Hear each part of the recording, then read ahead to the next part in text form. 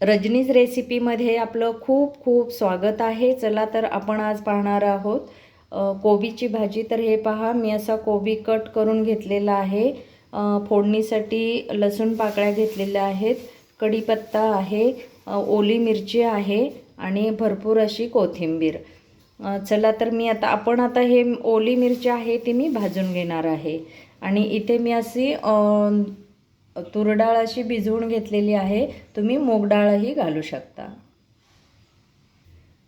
चला तर मी आता मिरची भाजून घेते।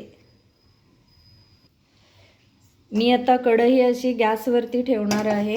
जरा गॅस लावून घेते।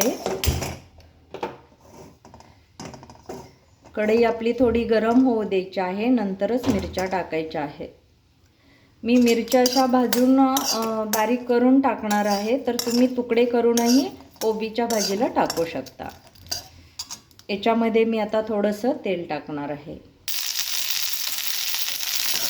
मिरची आपली भाजत आलेली आहे, हे पहा, असे डाग पडेपर्यंत भाजायचे आहे। छान अशी भाजून घ्यायची आहे मिरची।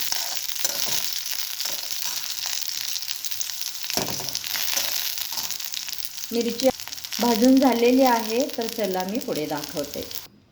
लसूण मी असा ठेचून घेतलेला आहे आणि मिरची ही मी आता हे अशी बारीक करून घेणार आहे आणि त्याच्यामध्येच थोडीशी अशी कोथिंबीर टाकणार आहे। चला तर आपण हे मिक्सरमधून काढून घेऊया।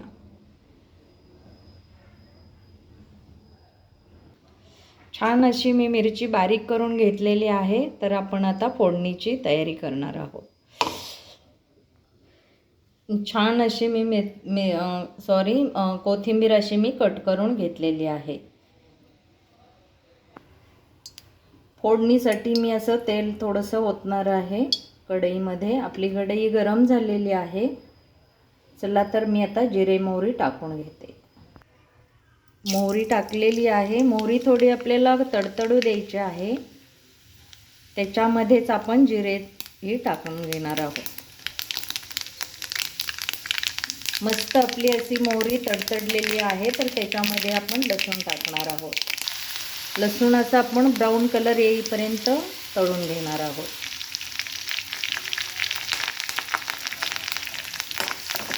छान अशी फोडणी बसलेली आहे, तर त्याच्यामध्ये आपण थोडीशी हळद टाकून घेणार आहोत। घरी बनवलेली हळद आहे, त्यामुळे मला थोडीच अशी लागते हे हळद। मस्त असा कलर येतो हळदीनं।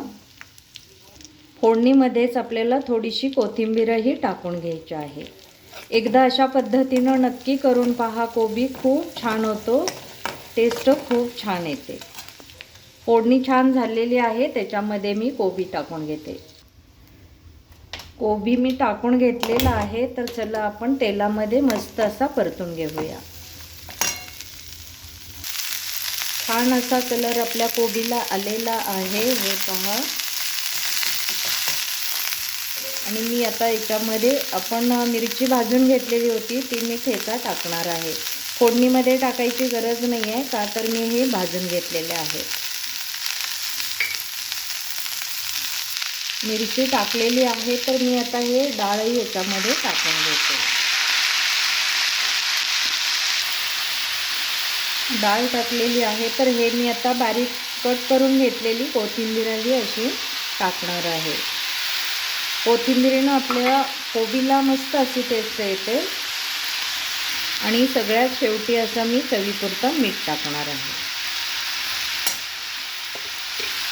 खूप छान असा कोबी होतो, तर तुम्ही नक्की एकदा करून पहा। त्याच्यामध्ये गरम मसाला किंवा तुम्ही शेंगदाण्याचा कूट नाही टाकला तरी चालेल, आणि तुम्हाला आवडत असेल टाकला तरी चालतो, पण नाही टाकला आणि अशीच भाजीही छान लागते। 1-2 मिनटं मी हे झाकून ठेवणार आहे। उघडून पाहते की वाफ आली की नाही। मस्त असा झालेला आहे,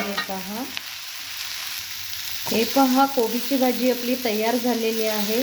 चला तर आवडलं तर लाईक सबस्क्राईब नक्की करा। चला तर भेटूया दुसऱ्या रेसिपीमध्ये, तोपर्यंत नमस्कार।